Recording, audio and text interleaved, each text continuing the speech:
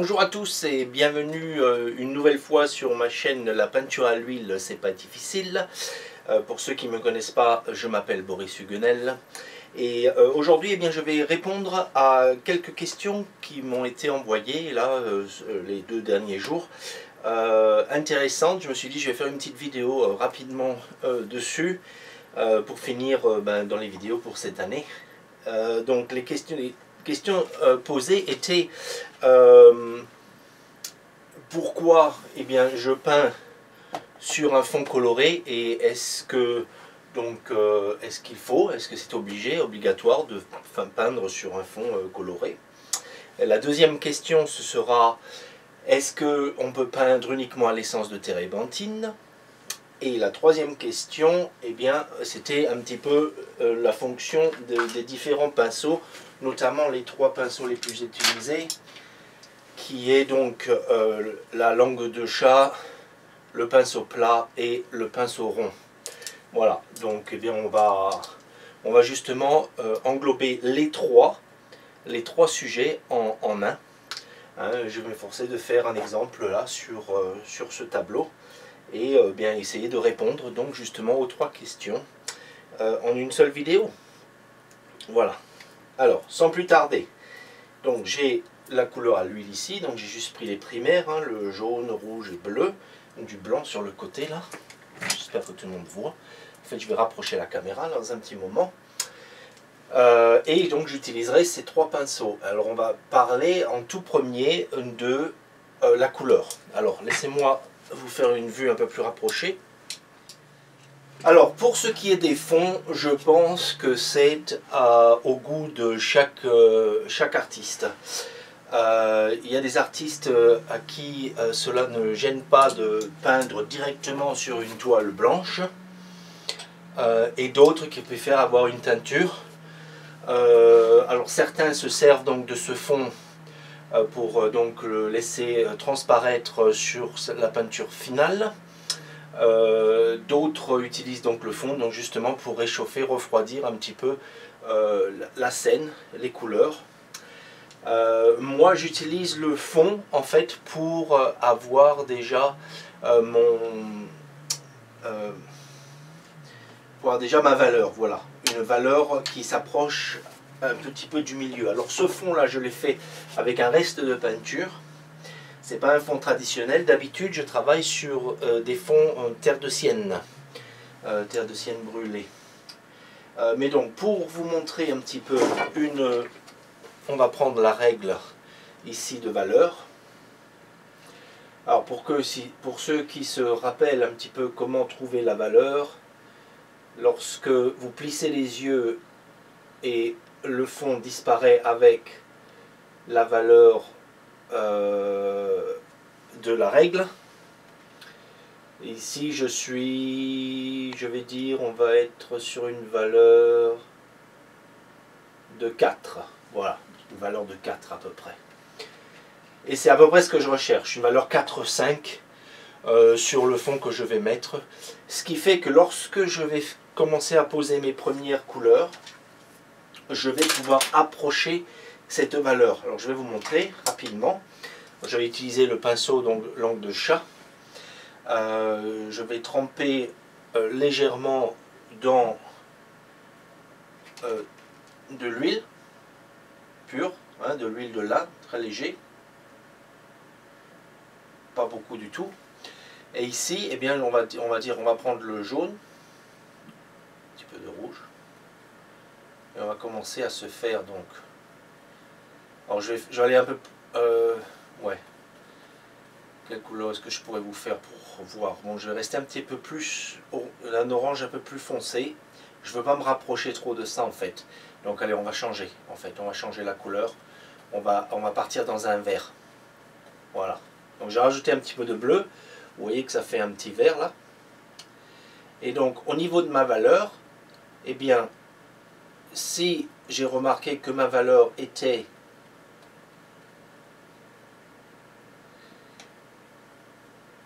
s'approcher du 4 ou du 5, si je vais le poser ici sur mon... Donc on va le vérifier avec ça. Donc là, je suis à peu près de cette valeur en fait.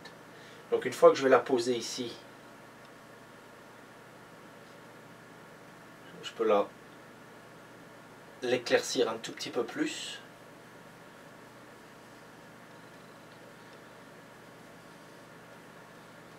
Éclaircir ce vert un tout petit peu plus.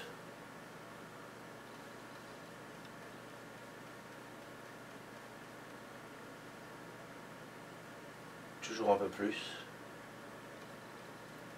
Je le fais à même le tableau là pour vous montrer. Hein. Voilà. Voilà, là on est bien. Et là, si vous plissez vos yeux, alors on va le voir à la caméra, si vous plissez vos yeux, et bien cette couleur, hein, elle disparaît avec, en plissant vos yeux bien, hein, cette couleur disparaît avec le fond qui est déjà là. Presque, pas tout à fait, il n'y a même pas un demi-ton de plus que ça. Mais enfin, bref, c'est juste pour vous montrer que, en fait, je me sers de cette valeur pour mettre mes autres valeurs sur mon tableau. Alors que sur du blanc, c'est plus difficile. C'est plus difficile de juger une valeur. Hein, puisque sur du blanc, on part sur une valeur 9, donc la plus haute valeur. Donc c'est plus difficile à juger puisque la plupart de nos tableaux en général sont entre la valeur 4 et 6. Donc ici on a une valeur de 4, donc on a le 5, on a le 6, et on va rester dans cette valeur-là pour notre tableau, et donc ça nous aide. Voilà, alors j'espère que ce point voilà, est compris. Donc moi je teinte mon support pour me rapprocher des valeurs de mes sujets. Voilà, tout simplement, ni plus ni moins. Alors voilà, donc cette question, on vient d'y répondre. Maintenant, on va parler est-ce que je peux peindre uniquement, donc on parle de peinture à l'huile, est-ce que je peux peindre uniquement avec de l'essence de térébenthine? Alors, en tant que puriste huile, pour moi, eh bien, je dirais non.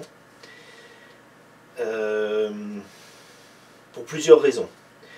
Déjà d'une, si on peint à l'huile, on veut embrasser bien, tous les bienfaits de la peinture à l'huile. Et un des grands bienfaits de la peinture à l'huile, c'est que ça met plus de temps à sécher. On a plus de temps à travailler donc, notre peinture sur le tableau. Et donc faire des dégradés, etc. etc. Donc le temps est un facteur qui va en notre faveur pour les peintres à l'huile. Le fait de peindre avec de l'essence de térébenthine, et je vais vous montrer ça tout de suite. Alors je vais tremper, donc j'ai un petit pot là avec de l'essence de térébenthine. Je vais vous montrer ça tout de suite. Allez, hop, essence de térébenthine ici. Donc je nettoie mon pinceau un petit peu, mais on peut utiliser, allez, j'ai utilisé du jaune. On se mélange, peu importe. Hein. Alors, essence de térébenthine, hop, voilà, et je vais le mettre là. Donc déjà, on voit que, bon, déjà il y en a beaucoup, hein. Donc on voit déjà, et je vais profiter de ça pour vous montrer que l'essence de térébenthine casse les molécules de l'huile, comme vous voyez là. Vous voyez, ça ne se tient pas. Déjà d'une. Alors, je vais l'essuyer un peu, parce que bon, certes, j'en ai pris un peu beaucoup là. Mais c'est un bon exemple pour vous montrer que si vous mettez trop d'essence de térébenthine, eh bien ça casse les molécules de l'huile, et les molécules de l'huile donc vont pas se fixer correctement, et il peut y avoir des problèmes dans le temps avec votre art. Donc je vais reprendre donc de ce verre, il y a assez d'essence ici, on va simplement utiliser ça.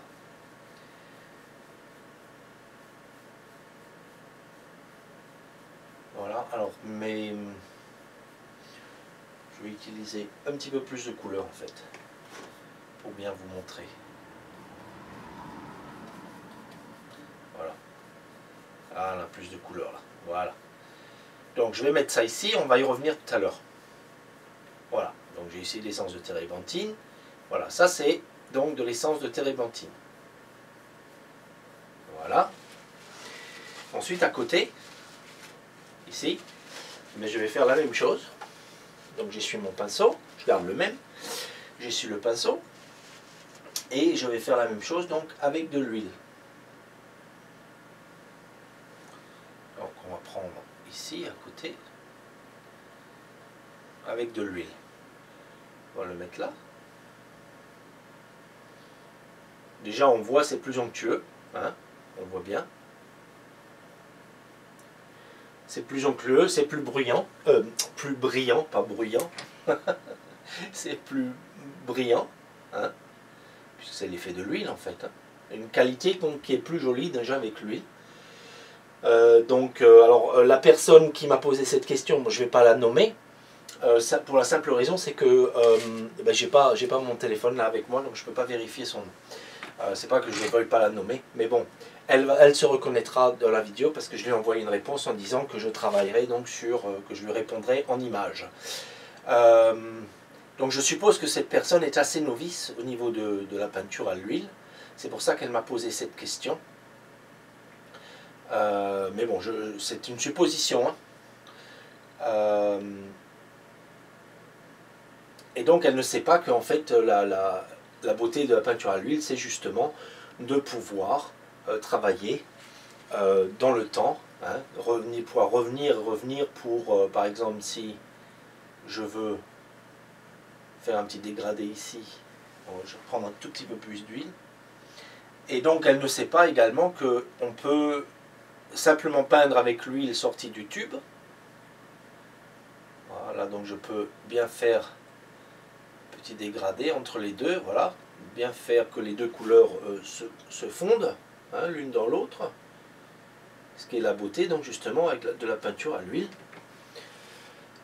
Donc voilà, donc la peinture à l'huile peut s'utiliser telle que ou simplement diluée avec un petit peu d'huile.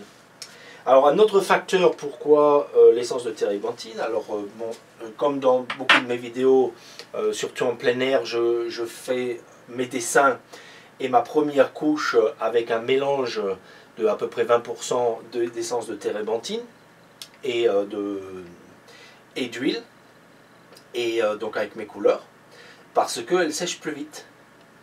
Au niveau de... Je peux revenir, surtout ben, en été ça va très vite, hein, au bout de 20 minutes, une demi-heure, la couche est presque sèche et je peux repasser par-dessus, donc avec une peinture plus grasse. Hein, donc d'où cette relation donc, de peinture, cette règle de peinture de gras sur maigre. Voilà. Donc ici, il ne fait pas très chaud aujourd'hui, donc ça sèche un peu moins vite. Mais bon, donc de toute façon, on voit qu'au niveau de la qualité, hein, de toute façon, on voit que ici, eh bien, je peux le travailler mieux sans avoir donc ces cassures, etc. Donc voilà.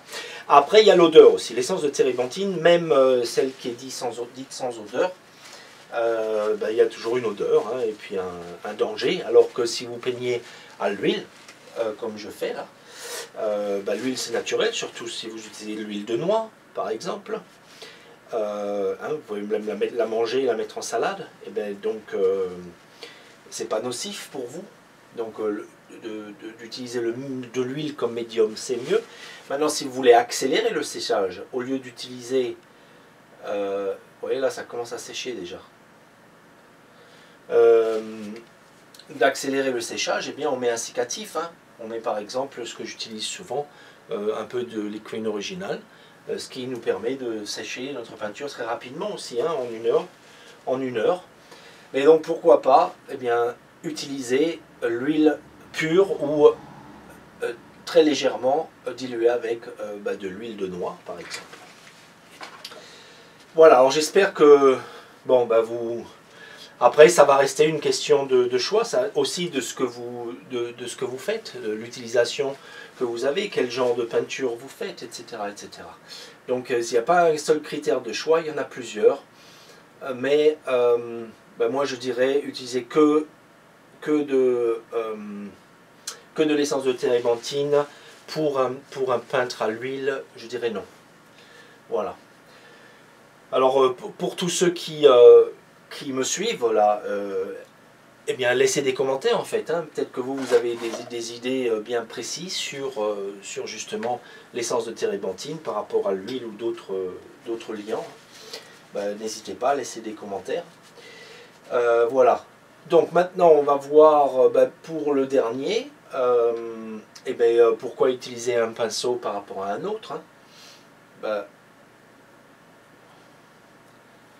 déjà moi j'utilise souvent, très souvent, je mets un tout petit peu d'huile aussi. Hop. Très souvent la langue de chat.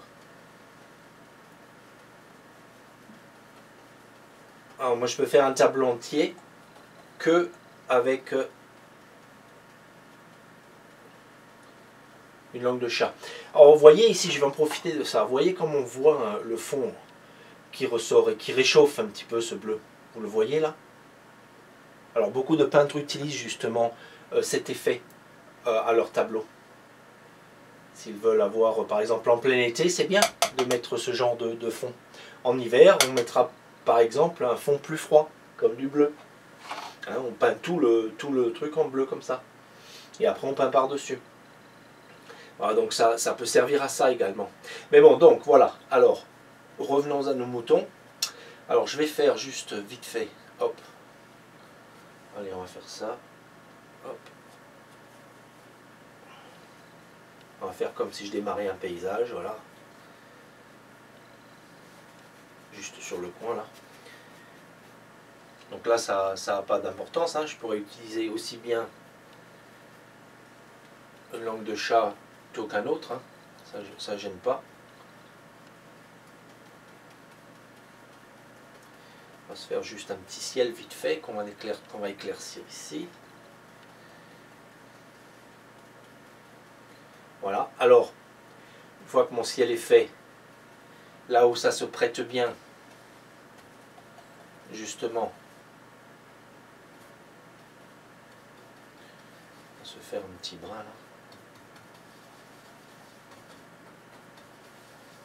Léger. Voilà. Alors, la langue de chat.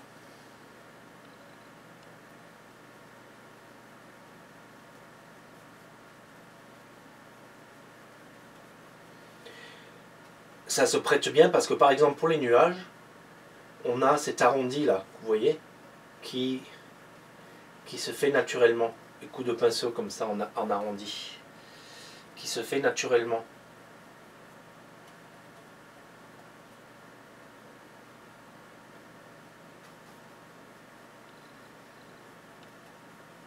Voilà, et donc beaucoup de peintres comme Monet utilisaient donc des langues de chat. Alors vous voyez un peu tous les effets un peu là, comme ça, avec la langue de chat. Donc ça c'est bon, pour mon nuage par exemple là.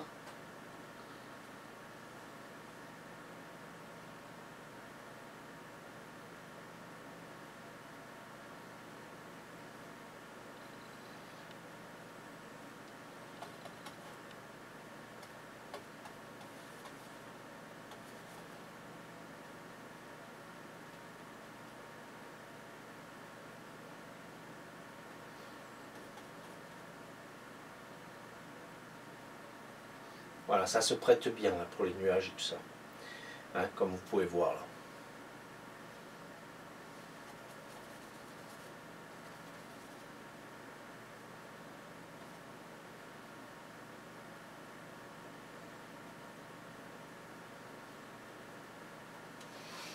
Voilà, allez.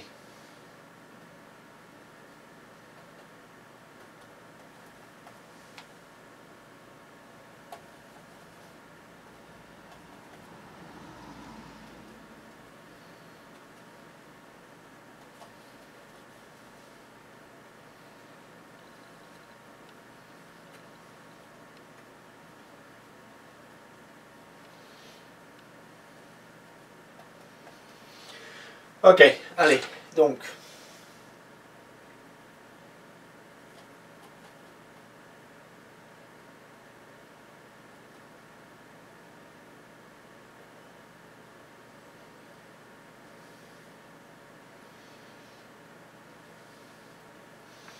Voilà. Alors, donc justement, ça nous permet bien d'avoir la marque. Donc. Aussi, bah, pour les branches, je veux dire pour les, comment dire, pour les feuillages, hein, la langue de chat, ça nous permet de, en changeant de direction, là comme ça, alors je vais vous montrer en ralenti un petit peu quand même. Donc hop, un petit peu de bleu, un petit peu d'huile. Donc ça nous permet de nous donner, si je prends donc sur la tranche comme ça, nous donner un petit peu déjà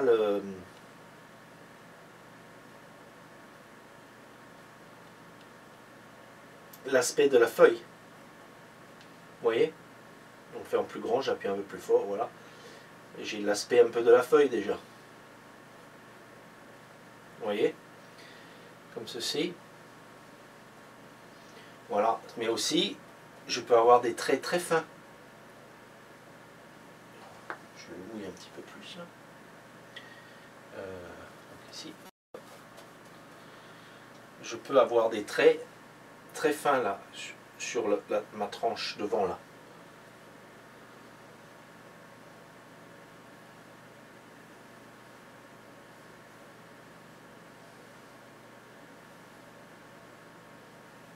Relativement fin en tout cas. Vous voyez? Bon, bien sûr, plus j'appuie, plus mon trait sera gros. Mais je peux avoir un trait relativement fin.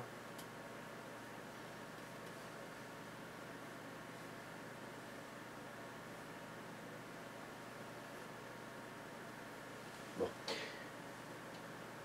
J'essaie de ne pas le mouiller trop, mais on va le faire. Hein. Allez, comme ceci. Là. Hop. Voilà.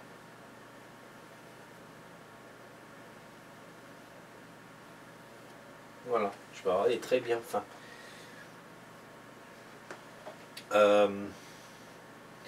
Voilà, des coups de pinceau, on peut faire des ronds, un ovale, etc. etc. Donc,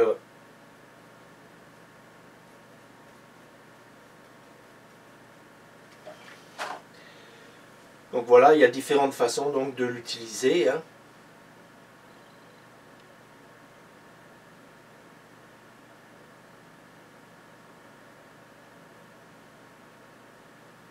Très bien pour faire des fleurs également.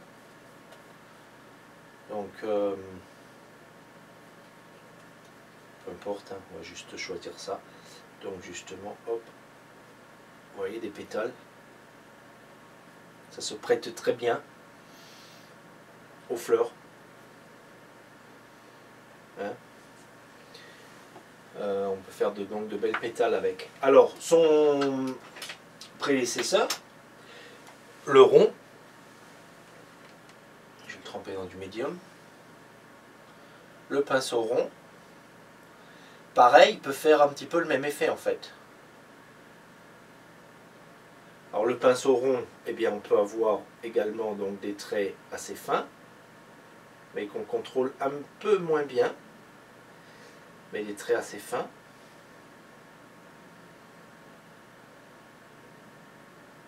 Voilà. Et si je l'utilise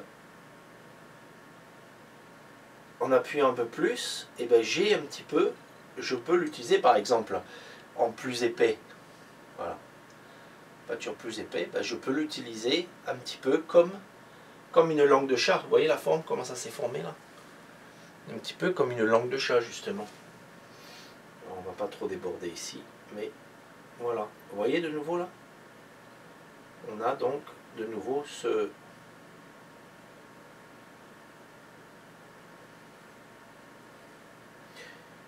système de feuillage là, hop, que l'on peut utiliser. Donc on peut l'utiliser un petit peu comme une langue de chat. Très bien pour les feuillages de nouveau, hein. Donc pour les feuillages, mais aussi pour les fleurs.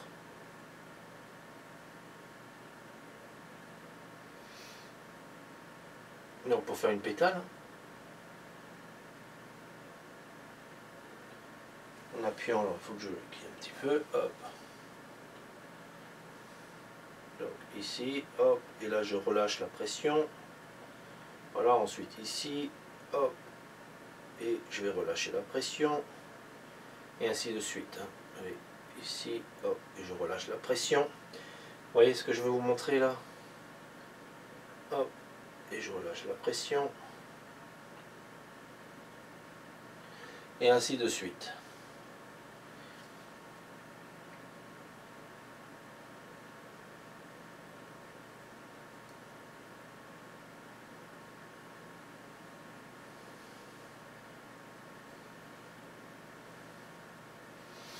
Ok. Allez. Bon, c'est juste pour vous montrer. Allez, alors voilà. Donc voilà, quoi d'autre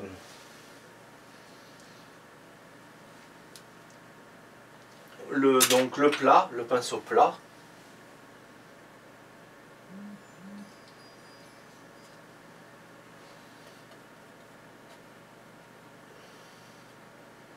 Pareil, alors ça dépend où vous achetez vos pinceaux. Il y a des pinceaux plus épais que d'autres.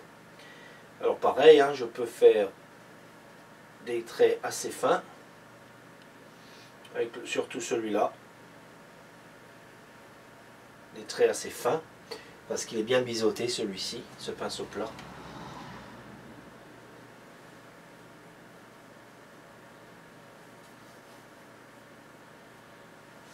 Voilà, donc hop, je peux faire des traits assez fins. Je peux faire bien sûr, donc pour les maisons, c'est très bien, hein, si je suis une bâtisse, donc je peux faire un carré assez simple, un rectangle, peu importe. Ça se prête bien à faire ce genre de choses. Alors que l'ovale, ben, il se prêtera mieux pour faire par exemple un tronc d'arbre. Hein, par exemple. C'est pas la bonne couleur, mais ça fait rien, ça vous donne l'idée. Bien sûr, celui-ci peut être utilisé aussi, hein, si j'appuie un petit peu plus là, mais je ne trouverai pas la même épaisseur, où je peux commencer fin et après, en descendant au niveau du tronc, appuyer plus, comme ceci, voilà. Alors, beaucoup de peintres préfèrent le pinceau plat. Une fois que le pinceau plat, et là je parle en soie de porc, une fois que le pinceau plat s'use, il finit par s'user plus sur les côtés là, et il finit par ressembler un petit peu à la langue de chat après. Et donc on l'utilise, on continue à l'utiliser bon, comme une langue de chat par exemple. Voilà, parce que si vous le cassez, alors après c'est comment vous le maniez aussi, hein, mais si vous le prenez sur l'angle comme ceci, bien l'angle, et vous le cassez, vous arrivez aussi à faire ce genre d'effet, vous voyez. Après, il faut s'entraîner avec vos pinceaux.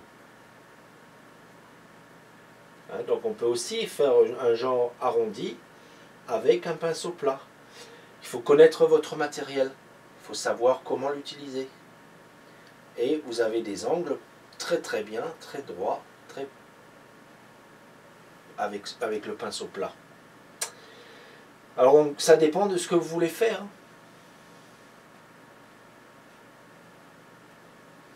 Voilà, ça dépend de ce que vous voulez faire.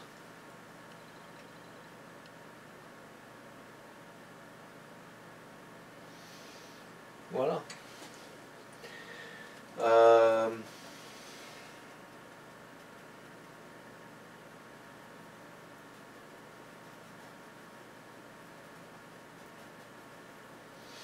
Voilà. Une petite maison, un petit peu de pâturage là, hop.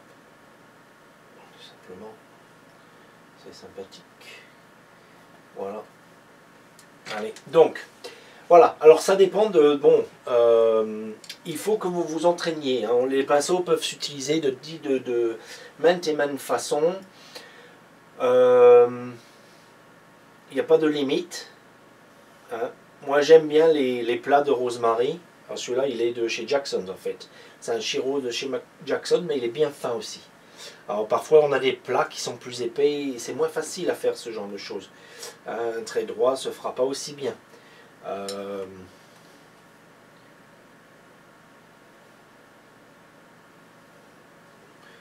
Voilà, il se fera pas aussi bien.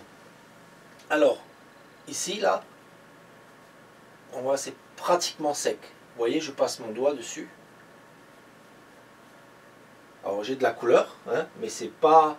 Alors vous voyez, si je passe mon doigt là, vous voyez un petit peu par rapport à là, ou là.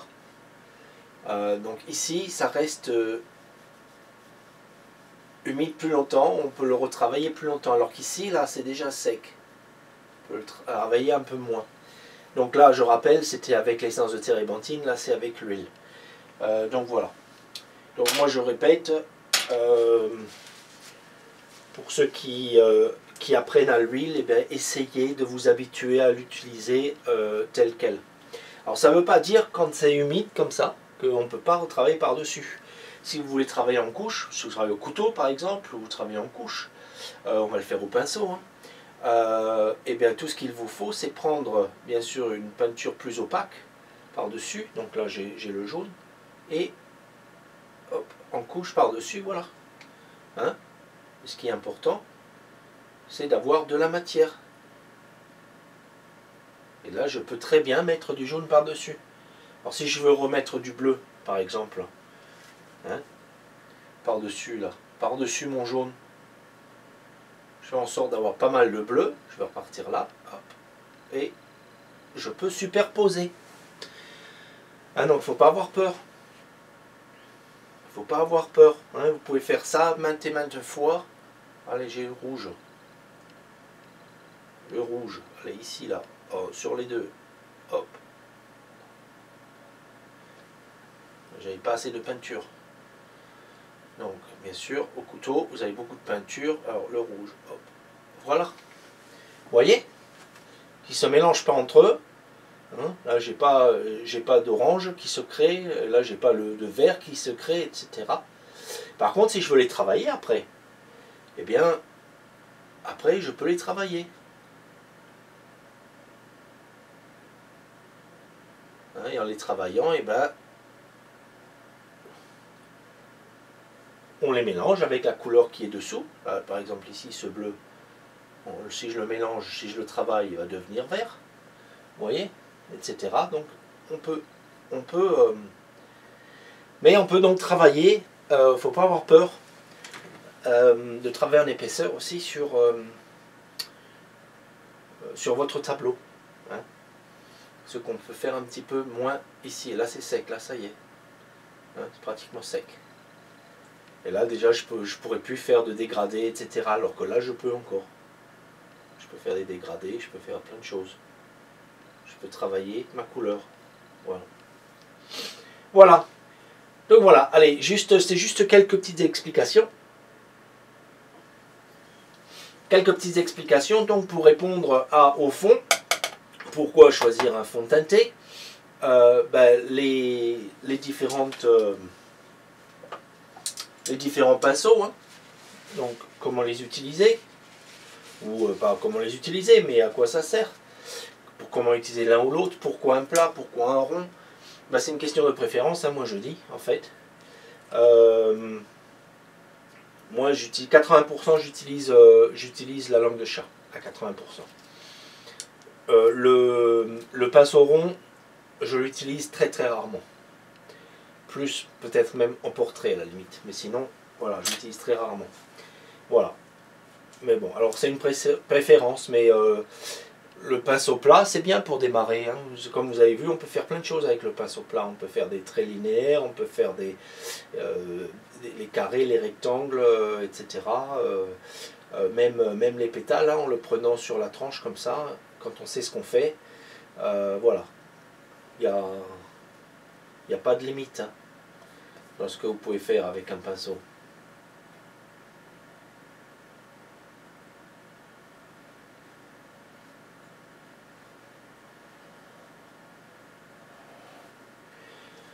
Voilà, pas de limite. Seulement, entraînez-vous après. Apprenez à connaître votre pinceau et puis utilisez les techniques, les différentes techniques. Voilà. Après, voilà.